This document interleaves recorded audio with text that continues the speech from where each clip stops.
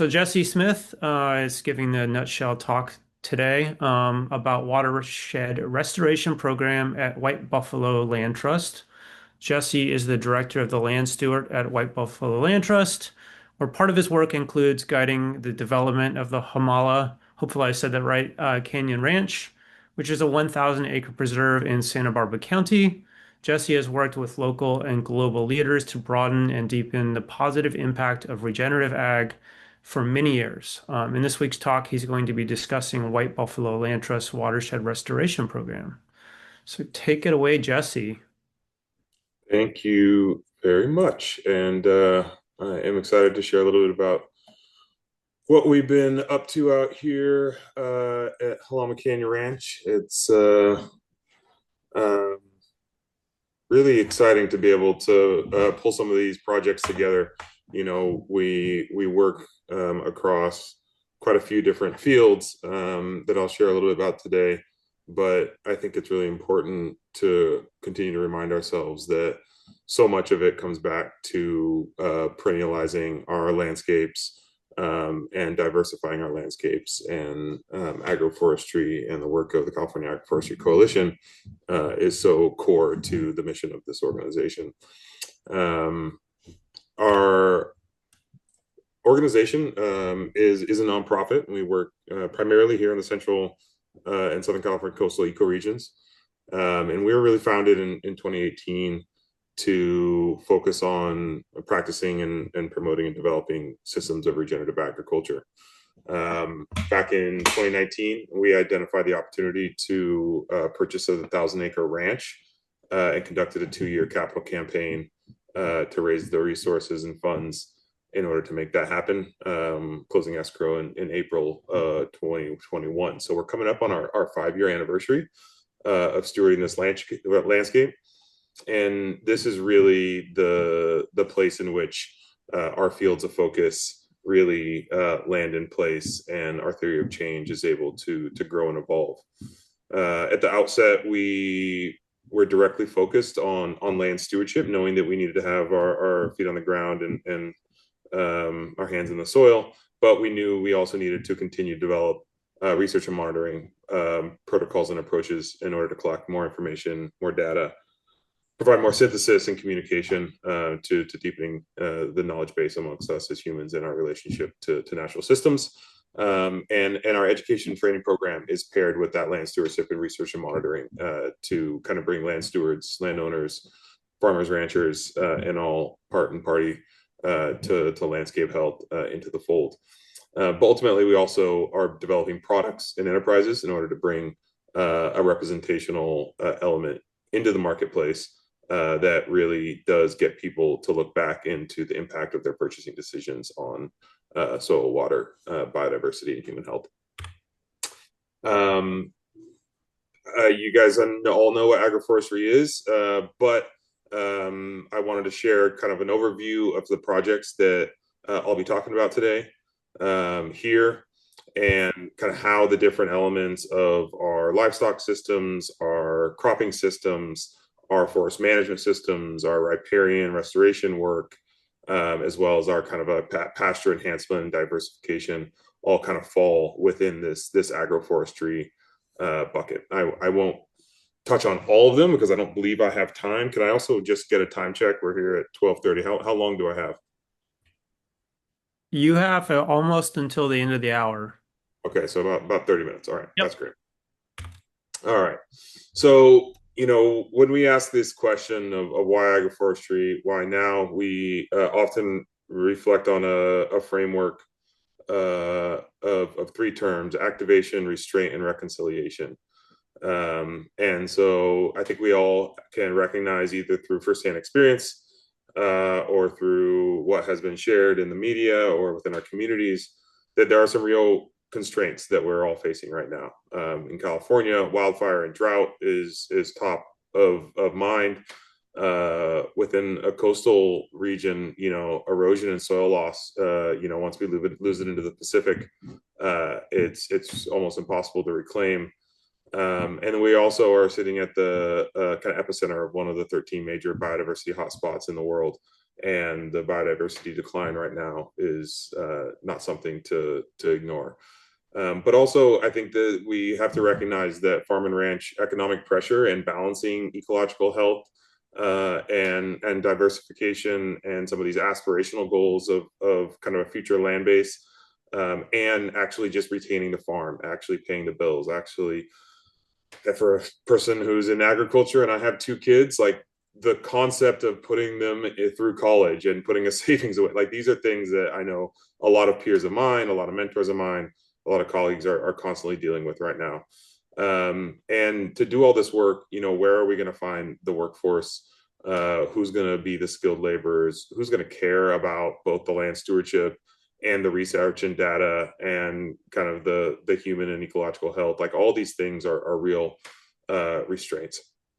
But we have the opportunity now to do something about it. There is enough embedded knowledge within our communities.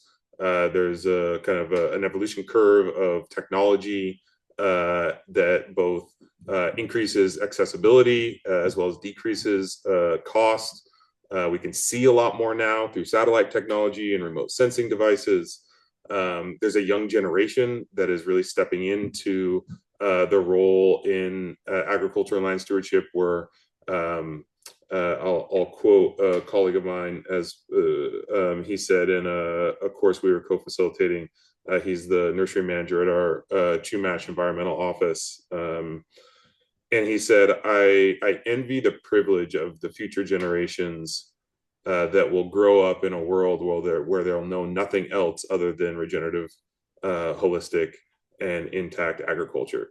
And I often think about my own kids and the fact that they grew up in this field that I work in, and to them, spraying chemicals or broadacre tillage or monocropping is just going to be unfathomable. Like, why would you ever do that? And so, bringing young minds and ingenuity to this work is, I would say, hard because we're in a transition period, but will be inevitable as younger individuals are drawn to this work. And so that's the reconciliation, I believe, is this opportunity and the potential of a holistic living system. I think that we all know the activation. We want more agroforestry, and we want it now. So one of the other things that we are working at in White Buffalo Land Trust is this balance between kind of what is the publicly stated kind of definition of agroforestry, kind of what are the terms that are fundable, and then what is the kind of constellation of supporting and complementary practices that we can start to layer in to support a holistic and intact and connected agroforestry system. Some of which I've listed here, as part of like our cover crop and conservation cover, pasture seeding, compost and organic amendments, BDAs and other low tech process-based restoration. And I put targeted grazing frameworks, but that also, I believe, includes, fencing and water infrastructure and tanks and troughs and so on and so forth. And so many of these are needed in order to effectively establish agroforestry systems, especially in rural ecologies where infrastructure is not readily available, either to exclude cattle or livestock or to establish plantings with irrigation and readily available water, or even just get to them, with materials and tools and human power because of reduced road or trail access. And so a lot of our work is kind of identifying what is the foundation or what is the kind of infrastructural layer of improvements and investments into landscapes to even allow for the proper development of agroforestry practices and projects to be implemented. And then, our work as both a nonprofit as well as a young organization really revolves around how do we fund this work? How do we fund our projects? How do we fund not only their planning and permitting to their implementation, but in many times, and more importantly, is funding the ongoing management and monitoring to be able to keep them flourishing. So we really relied heavily on a multi-capital stack between public programs, really leaning into USDA, both through the Carbon Smart Commodities Grant, as now titled the AMP, or Agricultural Advancing Markets for Producers program. NRCS, EQIP, that's supposed to say CIC, not CIG, which was a conservation innovation contract. Wildlife Conservation Board with a block grant through Point Blue was a big one in a project that I'll be sharing more about. Smaller things like the Xerxes Society and their, I can't remember the title of it, but it was funding through kind of plant stock, providing plant stock for restoration projects. And then conservation dollars, just the fact that we were able to bring in over $2.3 million to purchase the property through a sustainable ag land conservation program, even makes the work that we're doing possible. But then also philanthropy and grants through private foundations, private donors, and donor advised funds has really kind of keep the operating budget for our team to be able to continue to do educational research and obviously the land management. And what we're trying to do is move more towards earned revenue. Right now, we're at about a 65-35 split. So 65% of our funding for general op is coming from those public, actually, I should say from private philanthropy and grants. About 35% of that is coming from competitive grants, earned revenue from agricultural enterprise and on-farm mission driven or mission aligned programming, both educational and training. So the first one I want to talk about, it was actually the first project that we really started within our agroforestry and restoration work here on the land back in 2021. This was really, focused on developing the infrastructure around our silvopasture system. It's 1,000 acres of mixed grassland, oak woodland, coastal sage scrub, riparian corridors, and then some managed agroforestry of orchards and vineyards. And we knew that livestock management through adaptive prescribed grazing was going to be critical to biomass management and nutrient cycling and agricultural viability. So one of the earliest programs we started was funded through the NRCS EQIP program, and really focused on subdividing some of our larger pastures with fencing, investing in water infrastructure, both tanks and troughs and connectivity water lines, and the kind of funding for kind of that adaptive managed grazing. So here I was going to share some of the kind of infrastructure improvements. You'll see we have about a 5,550 linear feet of wildlife friendly woven fencing that separated a south facing grassland from a riparian corridor and north facing oak woodland.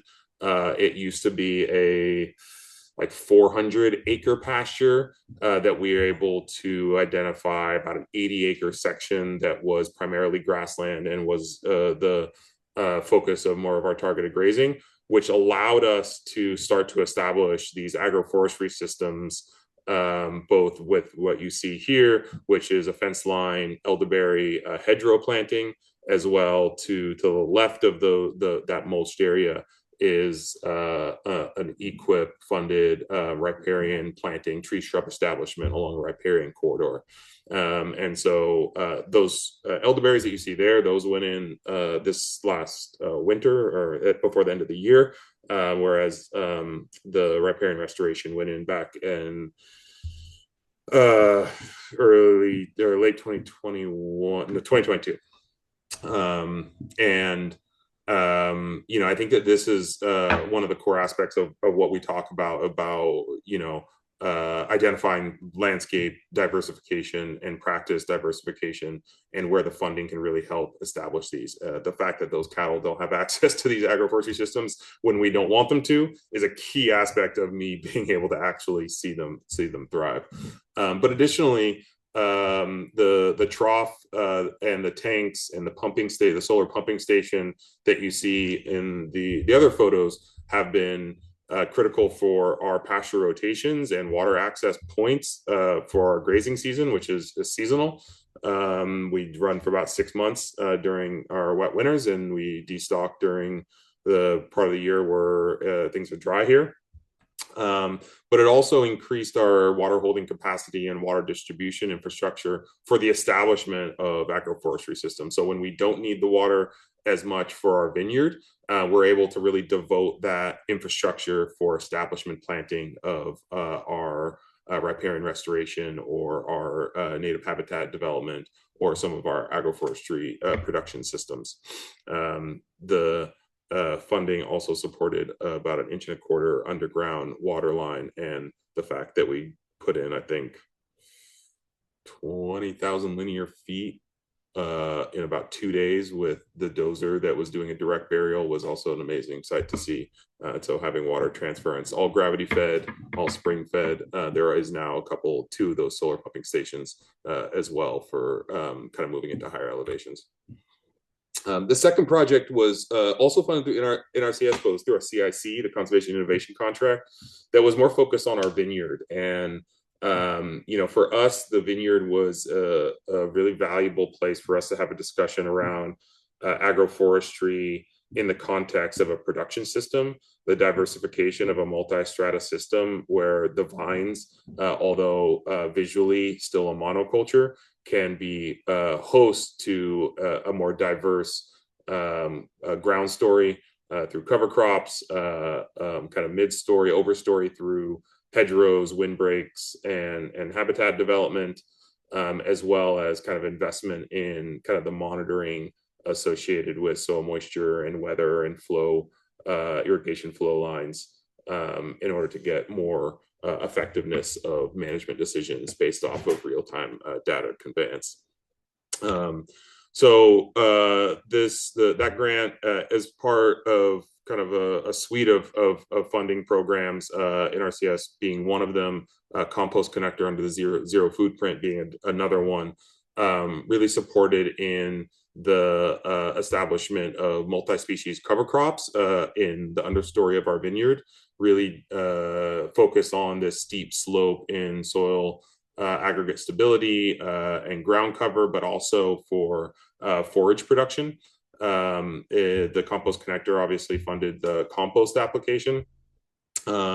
What I don't have a photo of here is our seeder. We moved from the first 2 years of doing no-till seeding to what you see here on the right-hand side as doing a hand broadcast seeding, really trying to get that undervine seed mix established, as previous conventional management had really degraded that undervine 2-foot zone through herbicide applications.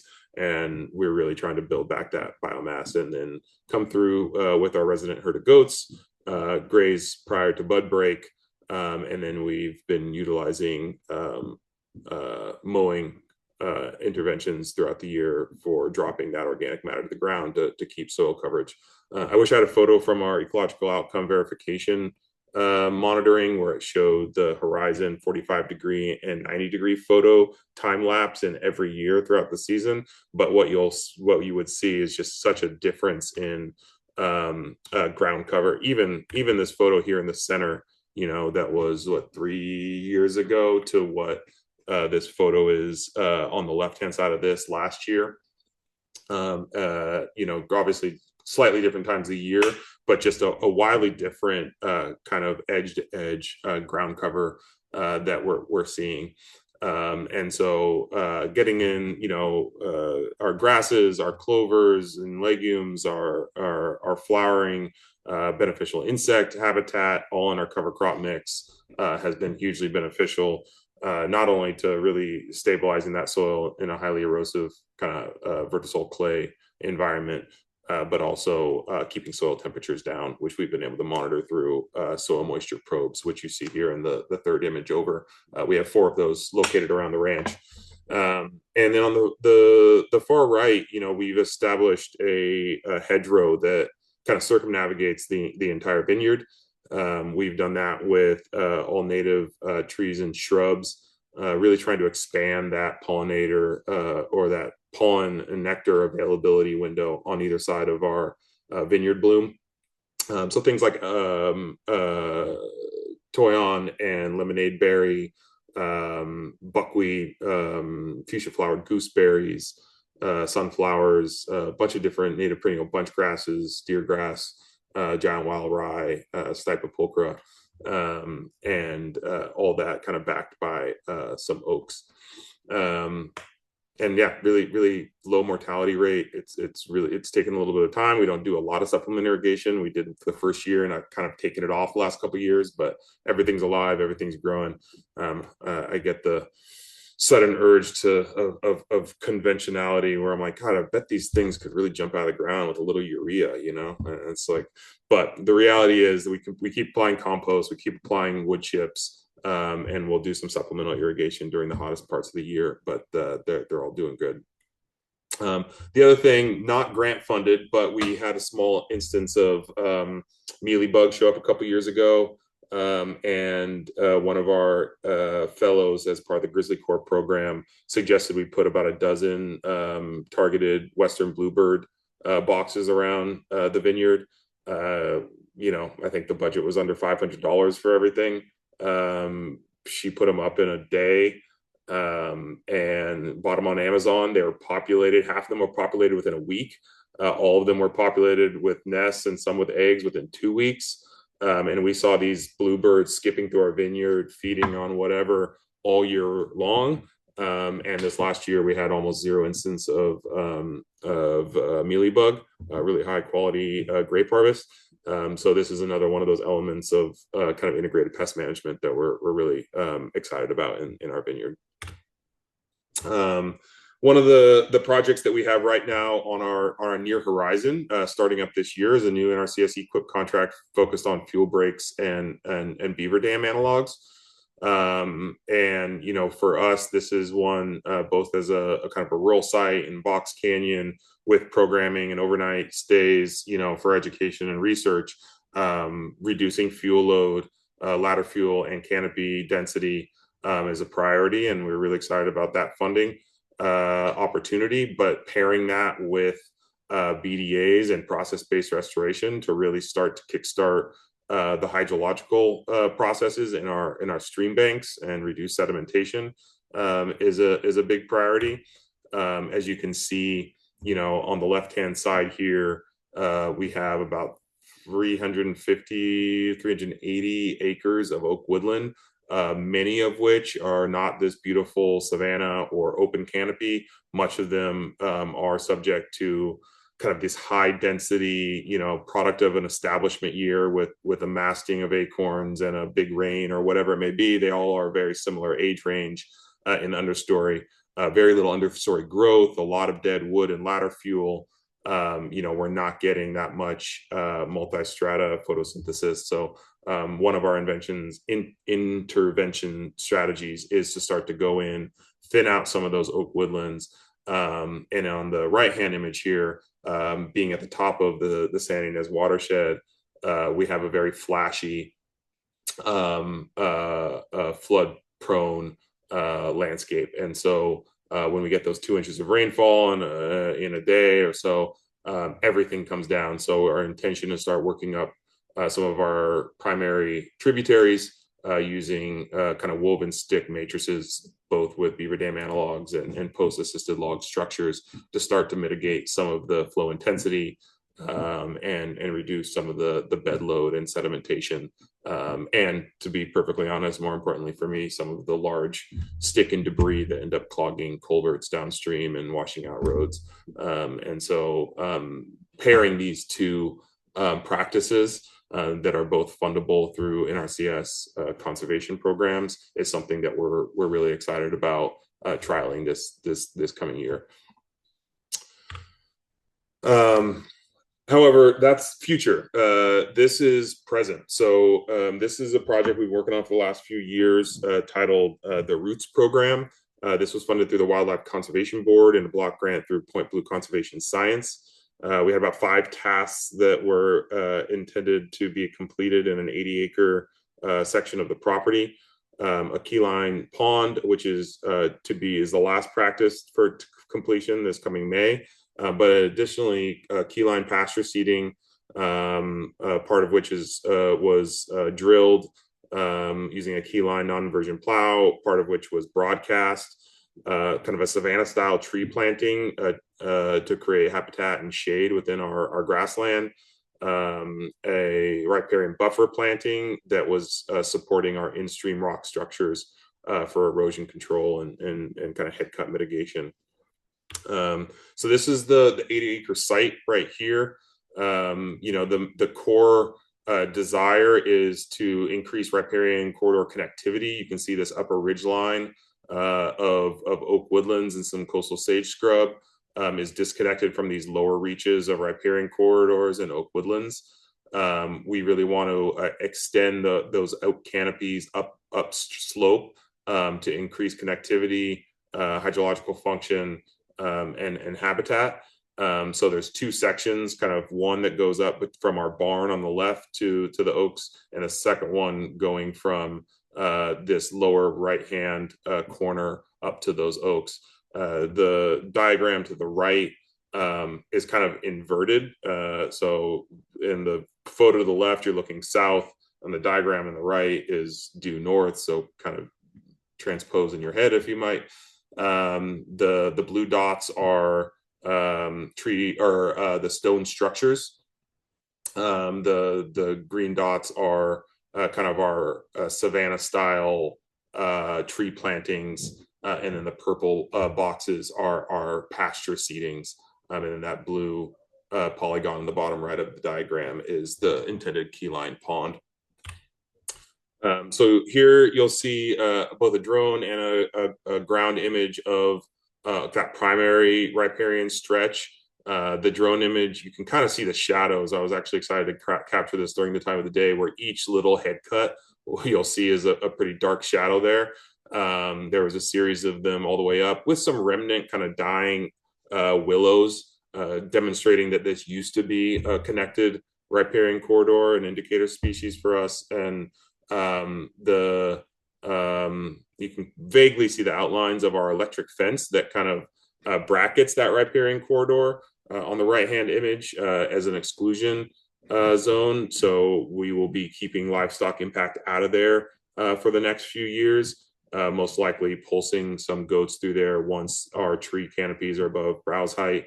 But for the time being, we'll do kind of hand weed whipping and such.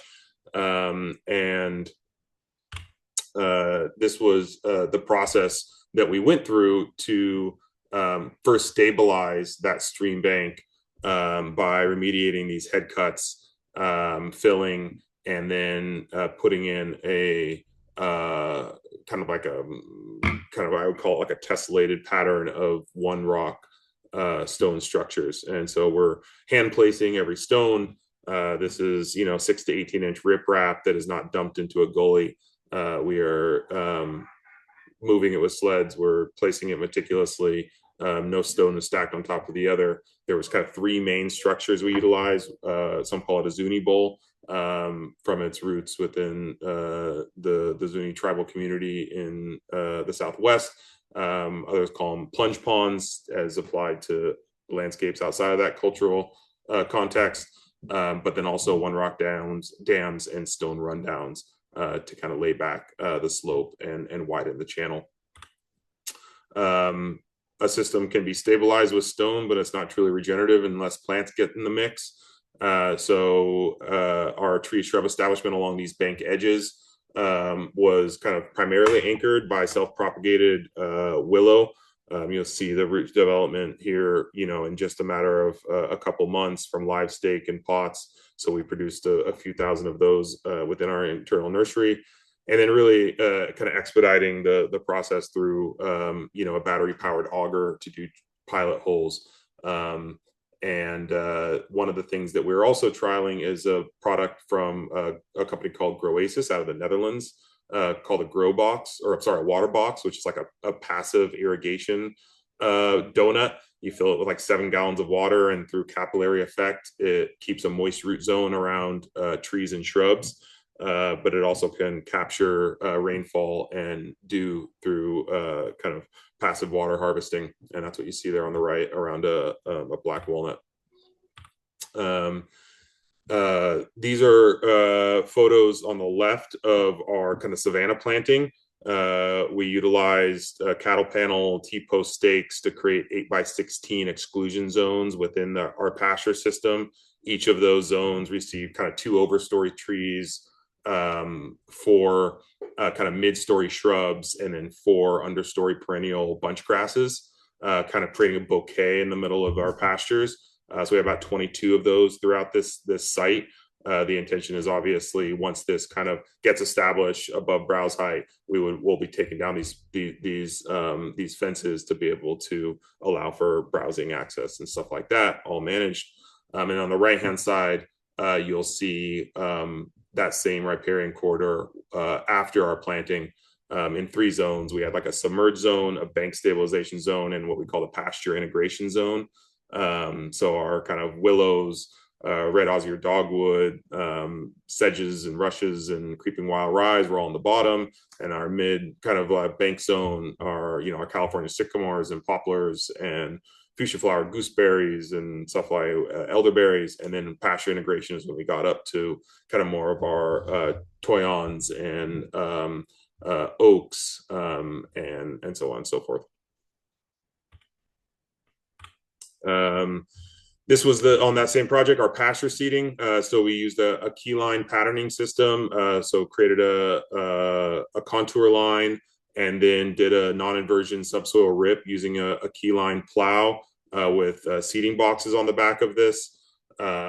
This was done on slightly steeper slope than I would normally advise. However, after feeling it out, it ripped quite nicely. We were able to keep perennial ground cover there. It opens and flocculates the soil, allows for water to get into lower strata. It allows for more exchange of oxygen as you kind of open up that compaction layer, but it also creates an opportunity for ground contact with the seeded mix. I'm running up on time here. The last one is our elderberry project. This is the one focused on market pathways for the California Western Blue elderberry. This was funded through the USDA Partnership with Climate Smart Commodity, both to incentivize producers to plant, grow, harvest, and transport elderberries, as well as to process and to pulp, juice, and fruit crystals those elderberries, and then working with market signal catalysts to kind of get brands, businesses, market retailers to actually ask for and desire Western Blue elderberry. So we developed a demo plot 2 years ago. In the top left here is a 1/4 acre to really show the critical decision points of establishment, seedlings versus kind of live stake, plant spacing and row spacing, bed formation, irrigation design, and then ground story maintenance through cover crops and conservation cover. The grant funded small kind of implements like the 2-wheel BCS tractor for us to be able to do kind of flail mowing or light disking or light tillage for cover crop establishment. It also has a chipper for when we do pruning to keep organic wood in the orchard for mulching, so on and so forth.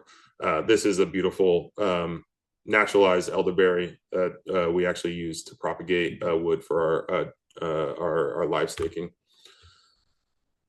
And with that, I think we're at the top of the hour. So this was just more about the elderberry project in general, and kind of what we were doing. But I'm going to say thank you and try to wrap there at the top of the hour.